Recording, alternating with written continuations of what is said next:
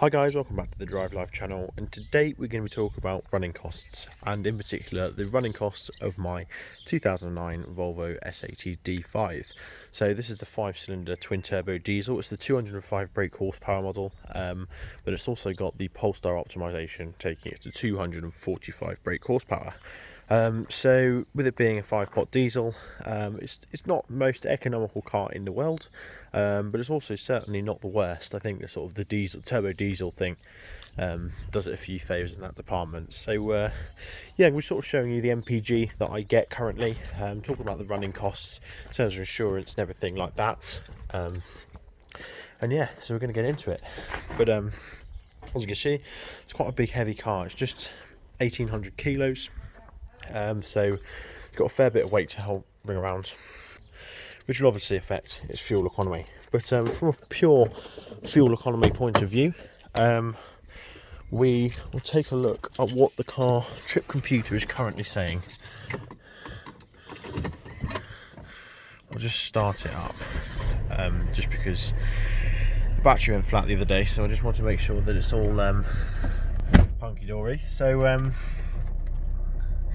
as you can see, we're doing nothing to the gallon, but my average miles per gallon is 36.4 miles per gallon.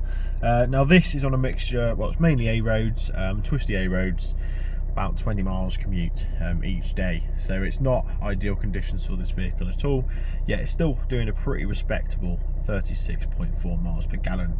Obviously we can't take exactly what the car says as read, so what I've done is I've been tracking my fuel economy through Fuely, which I'm going to put on the screen now, and what you'll see is sort of a more accurate calculation of miles per gallon that this vehicle has been achieving, sort of through the calculation of taking the amount of fuel that it's put in the car and the mileage that it's doing, sort of per tank and everything like that. So yeah, that's as you can see, it's going to be a reasonable sort of amount of fuel economy that it's getting so far.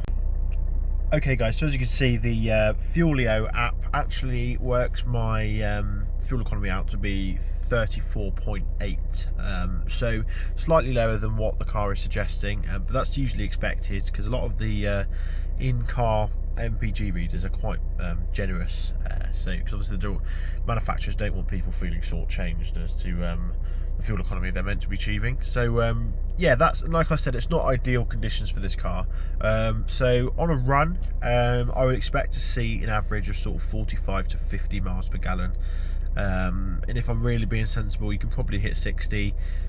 So that's what this car was built to do. It was sort of highway cruising, motorway journeys, long journeys, that sort of thing. It's what it does best, and sort of my favourite part about this car is just how comfortable it is on a long journey. So yeah, but the trade-off, obviously, it's not perfect fuel economy, but you do get plenty of power and torque. It's an automatic gearbox as well, which also influences the fuel economy, because it sort of does its own thing. So there isn't a sort of an eco mode or anything like that. It just does what it does. So if you were driving a manual, you could probably eke out more fuel miles per gallon, but yeah, for this car I'm fairly happy with how it performs so far. So yeah, let's look at tax. So tax, I currently pay about £22 a month, I think, which equals about £260 a year. So it's quite an expensive car to tax.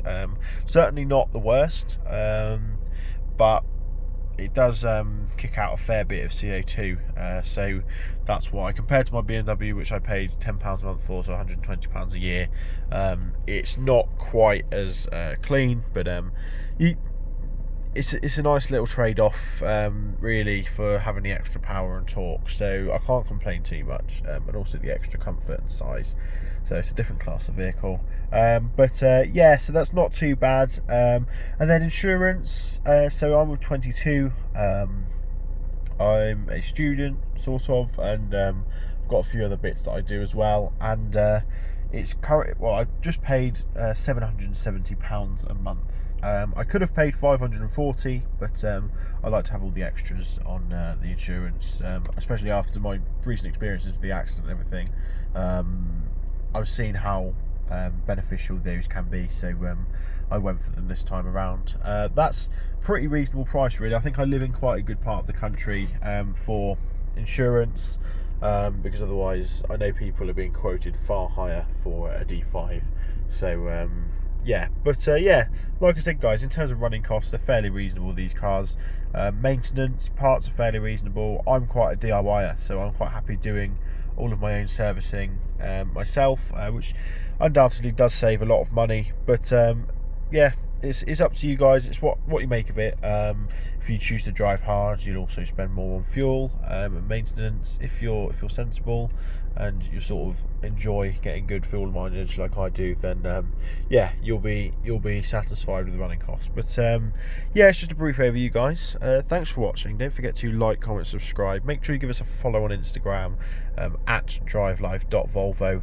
We're growing quite nicely now, getting closer to 1,000 followers, so make sure you're one of them, and I'll see you next video. Cheers, guys. Take it easy.